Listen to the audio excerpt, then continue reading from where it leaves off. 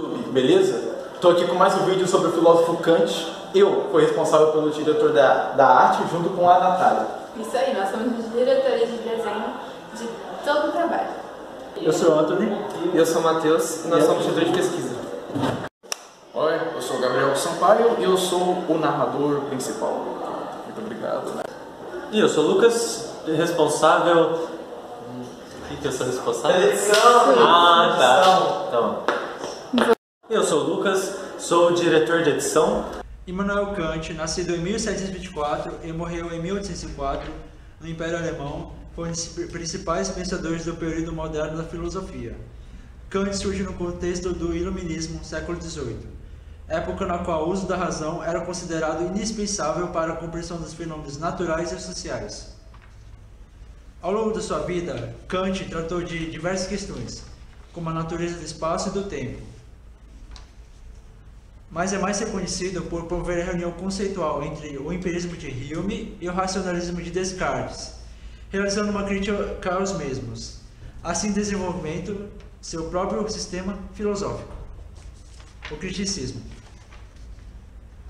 Kant, em sua filosofia, afirma que o conhecimento depende do sujeito e da sua interação com o mundo. Portanto, estabelece um limite ao conhecimento humano, afirmando que precisamos daquilo que captamos usando os nossos sentidos para de fato conhecermos, ou seja, precisamos da experiência sensível, algo que é defendido pelos empiristas. Entretanto, Kant os critica dizendo que sua ideia de que a mente é um lugar vazio que se preenche de ideias conforme o sujeito interage com o mundo é falsa, já que certos componentes de nossas crenças devem ser trazidos ao mundo pela nossa mente para que possamos ser experimentados. Além disso, Kant também critica a outra grande corrente filosófica da época, o racionalismo, que se baseava no poder absoluto da razão, afirmando que a própria é constituída de formas de experiência e categorias que dão estrutura lógica para qualquer objeto passivo de experiência empírica.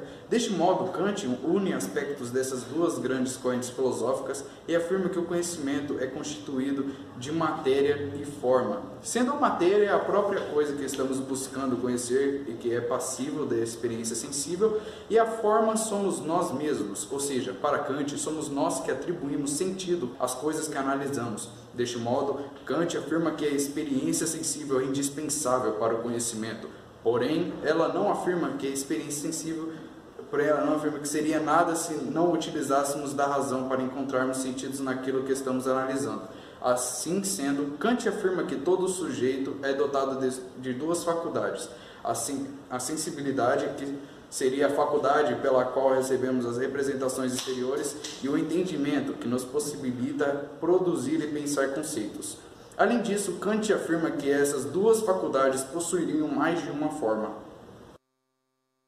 Com relação às formas de entendimento, Kant observou que seriam elas que estabeleceriam os conceitos puros, ou seja, a priori, anteriores a qualquer experiência. Essas formas de entendimento seriam categorias que são as responsáveis por nos permitir pensar sobre aquilo que chega com a experiência sensível. Assim, Kant observou que ao fazer um juízo, que seria qualquer afirmação que fazemos sobre algo, realizaremos uma espécie de fusão entre aquilo que captamos pela nossa experiência sensível através das categorias, ou seja, do nosso entendimento. Assim, Kant divide os juízos em três tipos, que seriam juízos analíticos, sintéticos e sintéticos a priori. Os juízos analíticos seriam universais, a priori, necessários, e não enriqueceriam o conhecimento. Um exemplo seria: o homem é mortal. Os juízos sintéticos seriam a posteriori, particulares, e acrescentariam informações novas sobre o sujeito. Por exemplo, a mesa é de madeira. E por fim, os juízos sintéticos, a priori, que é onde reside o conhecimento de verdade para Kant. Seriam ao mesmo tempo universais, independentes da experiência, como o próprio nome já sugere, necessários e fariam o conhecimento avançar. Kant, para mostrar o que seria um juízo deste tipo, fala sobre a matemática, por exemplo, em uma sentença que diz 8 mais 1 igual a 9. O 9 seria a síntese realizada entre o 8 e o 1, que seriam elementos conhecidos a prioristicamente. E tal sentença é verdadeira em qualquer lugar do mundo, necessária e faria o conhecimento avançar. Com relação às formas de sensibilidade, Kant afirma que estas são o tempo e o espaço, ambos sendo forma a priori, pois ao representarmos qualquer objeto no mundo físico, essa representação é sempre feita no tempo e no espaço, ou seja, o tempo e o espaço seriam condições a priori que nos possibilitam a experiência sensível. Deste modo, Kant afirma que o tempo e o espaço seriam conceitos inatos e necessários aos seres humanos, para que possamos construir toda a nossa experiência sensível sobre o mundo, já que nenhum objeto pode ser representado fora do espaço e do tempo. Portanto, Kant acredita que para que o conhecimento seja atingido, as duas faculdades, entendimento e sensibilidade, devem trabalhar juntas. Por acreditar nisso, Kant afirma que é impossível conhecermos a coisa em si, que seriam ideias da razão não passíveis de experiência sensível. Assim, Kant afirma que não é possível afirmar ou negar a existência de coisas como Deus, alma, etc. Por todo o seu pensamento, Kant se tornou um dos filósofos mais importantes da história e marcou uma revolução na filosofia, que ele mesmo comparou com a revolução que Copérnico marcou na astronomia.